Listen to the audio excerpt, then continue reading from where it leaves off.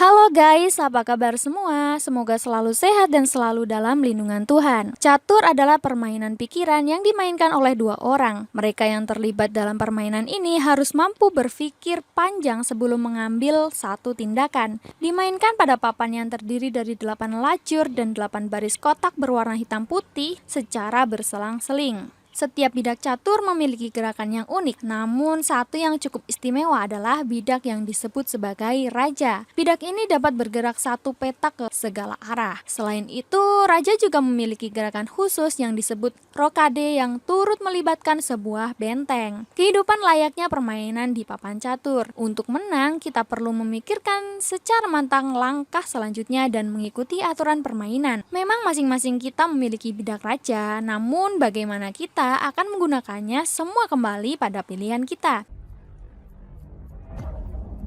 Eugene Brown merupakan mantan narapidana yang menghabiskan puluhan tahun hidupnya dalam penjara. Menjalani masa hukumannya, Eugene bertemu dengan Circe yang mengajarkannya bermain catur. Saat akan bebas, Eugene khawatir bahwa dia tidak akan memiliki banyak teman. Dia kemudian menerima satu bidak raja kayu yang dibuat oleh Circe sambil berpesan, "Jagalah sang raja dan semua akan mengikuti." Saat Eugene keluar dari penjara, ia disambut dan dijemput oleh sahabatnya yang bernama Jamal. Di sana, Eugene meminta bantuan Jamal untuk mencarikan pekerjaan yang halal. Scene berlanjut di mana Eugene mendaftar pekerjaan di sebuah travel. Di sana, dia membawa nama Jamal agar bisa masuk ke pekerjaan itu. Saat hendak menulis biodata, sang admin travel ternyata tahu bahwa dirinya mantan narapidana, dan akhirnya dia pun ditolak. Sesampainya di rumah, Eugene duduk di atas ranjangnya sembari memegangi king caturnya. Lalu dia menelpon seseorang. Scene lalu berpindah di tempat kafe. Ternyata yang ditelepon Eugene adalah perempuan yang tak lain dan tak bukan adalah anaknya yang bernama Tini. Tapi Trini terlihat tidak ingin bertemu ayahnya, padahal Eugene sangat merindukannya. Trini berkata saat-saat yang dulu tidak akan terulang kembali karena dia sedang sibuk dengan perkuliahan hukumnya. Mendengar itu, Eugene senang sekali karena putrinya akan menjadi seorang pengacara. Lalu dia berkata kalau saudara laki-lakinya yang bernama Marco sedang ditahan karena tertangkap mengedar narkoba dan dia sedang direhabilitasi yang sudah berjalan hampir 1 tahun lamanya. Eugene merasa kecewa atas dirinya dan bahkan Tini pun pergi meninggalkan Eugene. Eugene datang ke sebuah bar dan menghampiri temannya yang bernama Billy. Billy sangat senang melihat Eugene sudah keluar penjara. Di sana Eugene bercerita dan sedang mencari pekerjaan yang halal. Lalu sang teman menawarinya mendaftar bekerja di suatu SMA. Glad you came home, Eugene.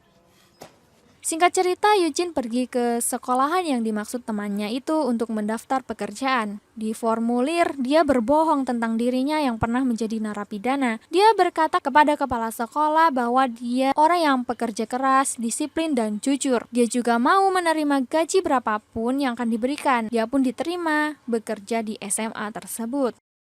Scene berlanjut saat Eugene sedang di luar rumah dan mengambil koran. Tiba-tiba Perry datang dan memeluk Eugene. Perry adalah teman lama Eugene yang kala itu mereka bersama menjadi penjahat. Eugene merasa tidak nyaman dengan kedatangan Perry, tapi di sini Perry hanya ingin menawarinya jika dia membutuhkan pekerjaan atau wanita atau apapun itu sambil menyodorkan kartu namanya. Hal itu Perry lakukan karena dirinya merasa berhutang budi pada Eugene. Kemudian Perry pergi dan berkata jika Eugene harus menghubunginya. Scene lalu memperlihatkan anak-anak sekolah yang sedang ada pelajaran di dalam kelas. Seorang guru wanita bernama Bugatway melihat murid laki-lakinya yang bernama Cliff sedang berbagi sesuatu dan dia langsung mengambil barang itu sembari menanyakan apakah itu. Saat Bugatway memarahi mereka, Cliff langsung menari Bugatway dan menyuruhnya diam. Bugatway yang takut lantas pergi meninggalkan kelasnya sambil diketahui oleh murid-muridnya. Lalu Booking alias kepala sekolah datang. Mereka semua diam dan duduk dengan rapi. Booking lalu berkata kalau mereka harus diam dan tenang sampai dirinya mencarikan guru pengganti. Lalu Booking pergi dari kelas. Ternyata Eugene bekerja sebagai tukang bersih-bersih di sekolahan. Dia menyapa Booking, lalu Booking punya ide, yakni agar Eugene bisa menggantikan posisi Bugatway sementara sebagai guru pengawas. Singkat cerita, Booking memperkenalkan Eugene ke muridnya yang nakal itu. Eugene berkata kepada mereka untuk tetap berada di tempat duduk. Tapi lagi-lagi Clifton berkata, kami melakukannya agar kamu dapat membersihkan bekas permen karetnya. Mereka menertawai Eugene. Lalu seorang murid bernama Percy Hall kebelet pipis, tapi sayangnya tidak diizinkan oleh Eugene. Eugene lantas berteriak menyuruh mereka duduk, tapi Cliff tidak mau mendengarkannya karena dia bukan guru. Cliff hendak melawan, tapi dia tidak berani dan akhirnya duduk. Teman yang lain pun ikutan duduk. Booking datang dan takjub karena Eugene bisa menaklukkan murid nakalnya. Scene berlanjut di mana Eugene bertemu Trini di jalan. Tapi Trini yang tidak suka, dia tetap berjalan dan menghiraukan ayahnya. Dia memanggil putrinya, Trini.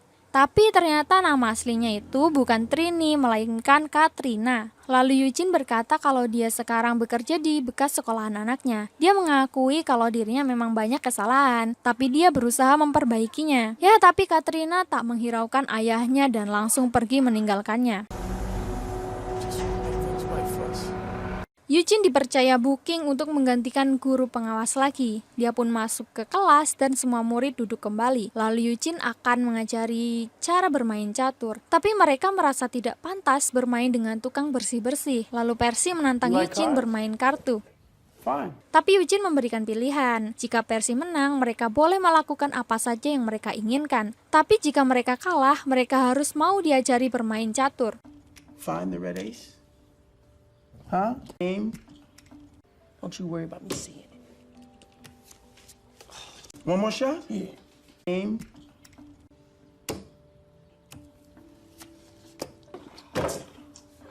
Eugene memainkan kartu, tapi Percy 2 kali kalah. Itu berarti mereka harus melakukan perjanjian tersebut. Hari pun berganti, di mana Eugene mulai mengajari mereka bermain catur. Saat Cliff dan Tahime datang di kelas, Eugene menanyakan siapa supplier Clifton. Ternyata Eugene tahu kalau muridnya bermain narkoba. All right, well then let's call this king Perry. Cliff yang terskak akhirnya memilih duduk lagi dan diam. Percy menjadi murid catur andalan Eugene, dan mereka berdua berencana akan mendirikan klub catur. Scene lalu berlanjut di mana Tahime menghampiri Percy yang sedang bermain basket. Dia meminta Percy mau ikut bekerja sama dengannya dan Cliff. Karena ada imbalan uang, Percy pun mau. My man.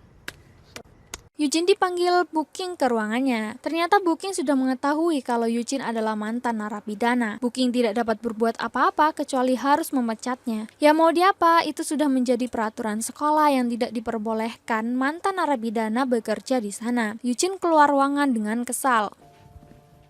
Eugene lalu bertemu dengan Percy di taman dan bermain catur. Sembari bertanya mengapa Tahime selalu bersama dengan Clifton. Dia menjawab kalau Clifton selalu menjadi ketua di antara mereka. Lalu Eugene memberikan king catur kepada Percy karena dia diresmikan sebagai presiden klub catur.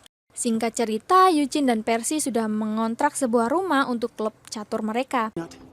Eugene menelpon Katrina untuk memberitahu bahwa dia akan membuka klub catur karena ada beberapa murid SMA di sana yang pandai bermain catur. Katrina bertanya dari mana ia mendapatkan uang untuk membiayai itu semua. Eugene menjawab bahwa dia dipinjami uang oleh temannya yang bernama Billy. Katrina bertanya lagi, sejak kapan dirimu peduli dengan anak-anak itu? Eugene kemudian menjawab, sejak aku kehilanganmu. Scene berpindah di klub catur Eugene. Tahime dan Cliff datang untuk menjemput Percy, tapi dihalangi oleh Eugene. Just told you he stays. Percy yang tak mau ada keributan, langsung melerai dan memutuskan akan ikut Cliff sebentar. Ternyata Cliff dan Tahime membawa Percy berjualan obat terlarang. Saat hendak menghampiri pelanggan, Cliff menyuruh Percy ikut dengannya. Let's go, Peanut. Tak lama ada suara tembakan. Tahime yang panik dan curiga segera menuju ke lokasi. Dia melihat Percy bersimpah darah karena tertembak di bagian dada kirinya. Percy pun mati. Tahime merasa menyesal karena memaksa Percy ikut dengannya. Scene berlanjut di kantor polisi. Eugene menghampiri Tahime. Tahime menceritakan kejadian itu. Lalu Eugene menenangkannya. Eugene berjalan menuju klub catur. Dia melihat ruangannya berantakan. Dia meratapi nasibnya.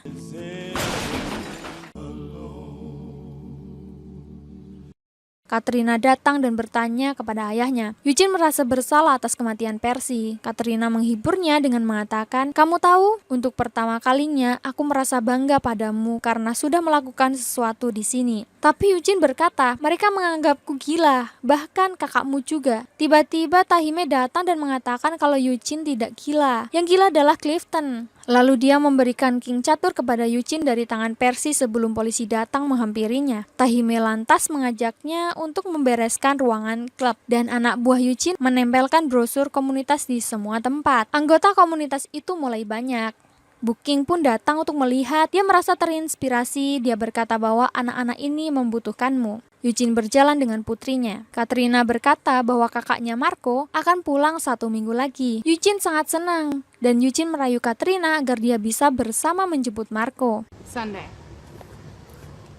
That's what I'm talking. Eugene bersama Tahime berziarah ke makam Percy. Di sana Eugene menyemangati Tahime agar dia bisa punya cita-cita yang tinggi. Dia menyodorkan kertas yang di sana terdapat gambar Maurice Ashley, yakni seorang Grand Master pertama Afrika Amerika. Tahime mempunyai bakat alami bermain catur. Dia yakin Tahime akan menjadi pecatur yang hebat. Tahime pulang dan meminta ibunya menandatangani formulir turnamen catur. Tapi sayangnya ibu Tahime tidak meresponnya. Dia malah mengolok-olok Tahime. Dia mengatakan kalau Tahime bukan siapa-siapa dan tidak pantas mengikuti turnamen itu. Singkat cerita, turnamen pun segera dimulai. Tahime yang formulirnya tidak ditandatangani orang tuanya, dia pun punya ide untuk mengisinya sendiri. Pertandingan pun dimulai. Murid Eugene banyak memenangkan pertandingan. Tahime pun nampak dengan santai mengalahkan semua lawannya.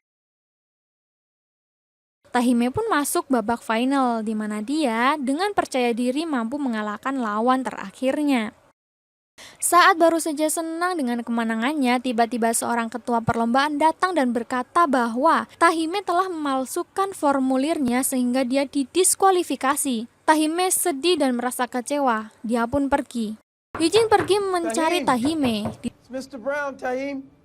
Di depan pintu, dia dimarahi ibu Tahime dan melarangnya bertemu dengan anaknya lagi. Ibunya sangat membenci Eugene karena dia mengajak anaknya ikut turnamen catur. Ibu Tahime pun menutup pintu. Sebelum Eugene pergi, dia berpesan kepada ibu Tahime dengan mengatakan, "Anakmu adalah calon pemenang. Kamu harus pergi melihatnya bermain. Putramu membutuhkanmu. Jika tidak, kamu akan menyesalinya." Setelah pergi dari rumah Tahime, ia bertemu muridnya, dan muridnya itu memberitahu bahwa Tahime pergi bersama Clifton. Itu membuat Eugene khawatir dan langsung pergi mencarinya. Sementara itu, Katrina sedang menunggu ayahnya untuk bersama menjemput Marco. Dia kemudian menemukan Clifton diringkus polisi. Eugene menghampiri Katrina dan meminta bantuan. Sayangnya, Katrina malah merasa kesal karena ayahnya lebih mementingkan anak orang lain, padahal saat itu anak kandungnya sendiri membutuhkannya. Eugene yang merasa bersalah lantas pergi. Di klub catur, Tahime menemui Eugene. Lantas Eugene bertanya apa yang terjadi dan kemana dia selama ini. Dia kira Tahime ikut diringkus bersama Clifton dan lainnya. Dia berkata bahwa dia berada di sana, tapi dia berpikir sebelum bertindak, makanya dia selamat. Tahime lantas berlatih mengasah keahliannya bermain catur. Dia membaca buku dan terus berlatih. Saat Tahime membuka pintu klub, dia terkejut di hari ulang tahunnya. Dia meniup lilin, merasa bahagia karena banyak orang yang peduli terhadapnya. Di lain scene, Katrina mencoba mendekatkan Marco dan ayahnya dengan meninggalkan mereka di sebuah kafe untuk saling berbicara. I'm sorry I pissed away the best years of my life. I love you, Marco. Di sekolahan, teman perempuan Tahime diutus kepala sekolah untuk mengumumkan dan mengajak murid lain untuk ikut melihat Tahime yang dipilih sebagai peserta turnamen catur di wilayah timur yang diadakan minggu depan. Eugene mengajak Tahime menemui temannya di lapas. Dia dengan bangga memperkenalkan Tahime ke Cersei. Cersei yakin bahwa Tahime pasti bisa mengalahkan C. Thomas Jaynes. Pertandingan pun dimulai. Eugene memperlihatkan C. Thomas Jaynes. Tahime pun tahu siapa dia. C. Thomas Jaynes dan Tahime Sanders sama-sama memenangkan dengan mudah lawan-lawan tandingnya. Saatnya hanya tinggal mereka berdua bertanding. Terlihat semua orang hanya fokus terhadap meja kotak mereka. Terlihat pula ketegangan di sana, di mana Tahime berhasil membuat Gaines merasa takut untuk pertama kalinya. Ya walaupun begitu, Gaines tetap memenangkan pertandingan karena berhasil skakmat. Check.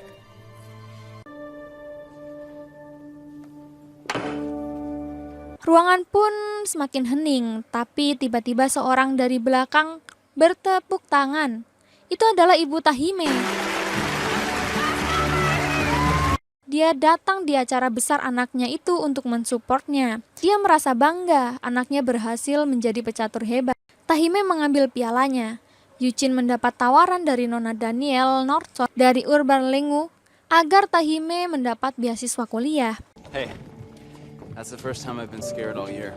Tahime mengajak Yuchin berfoto bersama memegang piala mereka.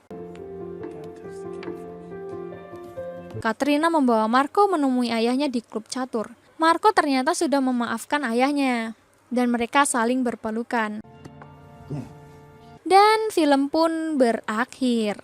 Gimana? Sangat menginspirasi bukan? Yuk guys, segera support channel ini agar kami bisa selalu konsisten menyajikan konten yang menarik lainnya. Sampai jumpa di alur cerita berikutnya.